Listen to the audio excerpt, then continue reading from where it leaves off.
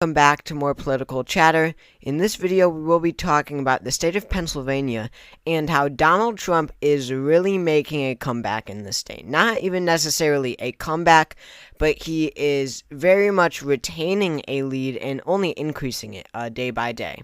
So you can see at this time, about a month ago, in late April, right at the start of May, the closest in the aggregate of all the polls conducted in Pennsylvania was a margin of 0.9% in Trump's favor.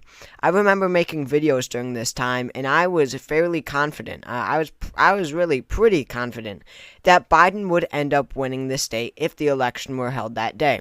But now, Donald Trump has clearly increased his lead in Pennsylvania since that time. Not even by a lot, but 1.2% is a lot when you consider Pennsylvania is such a swing state in presidential elections. It only went to Biden. Biden won the state back in 2020. He only won the state by 1.2%. So right now, Donald Trump leads by 2.1%, and the state is so critical.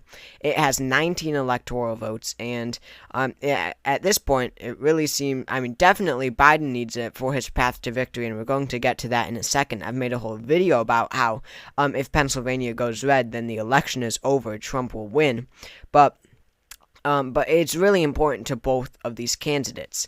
But this is definitely a unexpected comeback, at least in Pennsylvania, for the Trump campaign here. You can see how he really has been able to increase his lead very slowly but surely. At one point, he was only ahead by 0.9%, and I actually think that most of these 2024 election polls are way overestimating Trump. But, and I did think that Biden would win Pennsylvania, and I think I still might do. It's just about 50-50 for me in my prediction. But you could see since then, he's been able to increase his lead to a point, quickly to a point and a half, then hovering right around 2%, and today he is at above 2%, a 2.1% margin for Trump in Pennsylvania. And this is very good news for the Trump campaign because, the major factor here that we don't really know for sure how it'll affect the 2024 election are these trials, right? The hush money trial and everything. And the critical region of the state of Pennsylvania that handed Biden Pennsylvania back in 2020 was the suburbs. And I do think that all of these trials really will hurt Donald Trump a lot in the suburbs. In the suburbs, we have well-off, somewhat wealthy, but families mostly. We have parents and more common sense, more centrist voters. While, in the rural areas, you have whatever diehard Trump supporters or staunch conservative Republicans, and in the inner cities, at least, and we're going to get to this, how this might change, but in 2020 at least, and in recent years, we have had, strong Democratic voters all of their life and not willing to change, especially for someone like Trump. But it was really the suburbs that handed Biden victory in 2020. You can see the trend map. This is the map in 2016, and this is the map in 2020. You can see where did it get more blue, besides Erie County, Pennsylvania. You see, really, the only area that got more Democratic, you see all these rural counties, nothing, no change at all, even in central Pennsylvania, virtually no change at all. But where you did see a shift towards Biden was in the suburbs. You see around Philadelphia, in Chester, Pennsylvania, Montgomery, Pennsylvania, and Bucks County, Pennsylvania, these are the three suburbs that handed Biden victory in 2020. Hillary Clinton won Chester by 9.5%. Biden won it by 17.1%. Hillary won Montgomery by 21.5%. Joe Biden won it by 26.3%. Hillary won Bucks by 0.78%. Biden won it by 4.4%. He was able to heavily, as well as Delaware County, which is important because of how populous it is. Hillary won it by 22.4, Biden by 26.8. So it was really around these four counties where Biden was able to really make gains. Not even run up his numbers like they try to do in the suburbs. It's really, it's not a whole ton of votes here. It's a lot of votes. But it's not a whole ton compared to other counties like Philadelphia. and Allegheny, of course, and as well as Erie, where we have the bigger cities. But he was able to make clear gains in these states among parents. I mean, these are the suburbs, and they might have been more friendly towards Trump in 2016, maybe because they were just Republicans. That's it. But in 2020, with Trump's rhetoric, they were just tired of Trump, so they voted for him.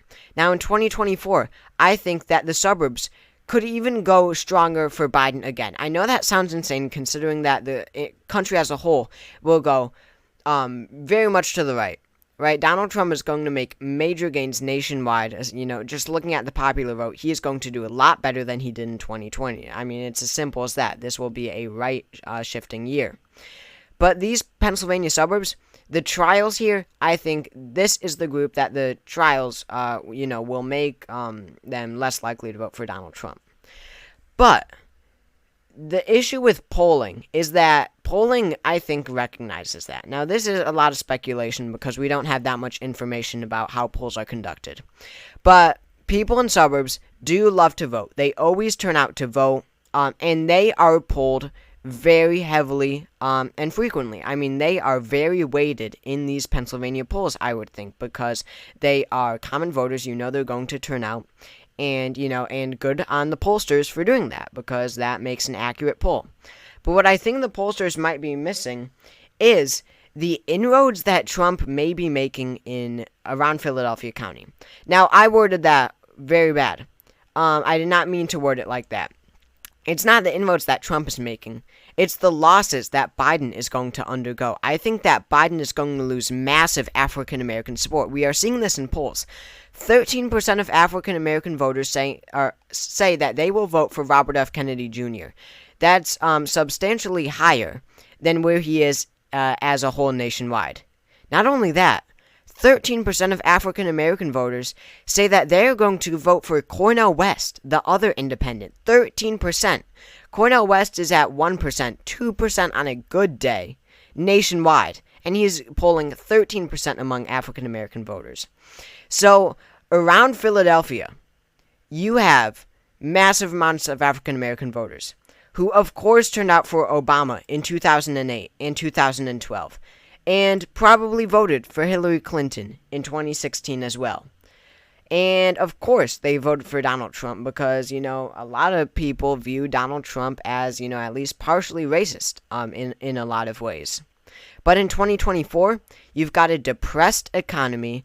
You've got African Americans, saying, what did Joe Biden do for us? We handed him victory in 2020. What has he done for us since as president? And they are just going to be extremely discouraged to turn out in the polls, or vote or cast a protest vote for Kennedy or Cornel West, assuming Cornel West can get on the ballot here, which might be a struggle for him. So, also, Philadelphia, you are jam-packed with voters in Philadelphia County. If Biden is even losing a small percentage of voters, that is so many raw votes statewide, which will make it very hard for Biden to win the state. But the point is, I think that polls might be underestimating that effect. I don't know how well or how in depth they are going with polling around Philadelphia, or inside Philadelphia. Sorry, Philadelphia County, not around Philadelphia, not the suburbs, because I think they're getting that fine. But in Philadelphia, I think they might be missing that. And that's my thoughts about the state, and it is so important on the nationwide scale because, as I said, Biden can't win without Pennsylvania. Let's say Pennsylvania goes to Trump. Then what is Biden's path to victory?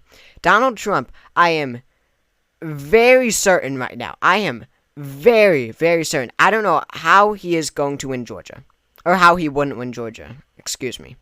I think that Trump I think that Trump will win Georgia at the end of the day. And that puts him at 270.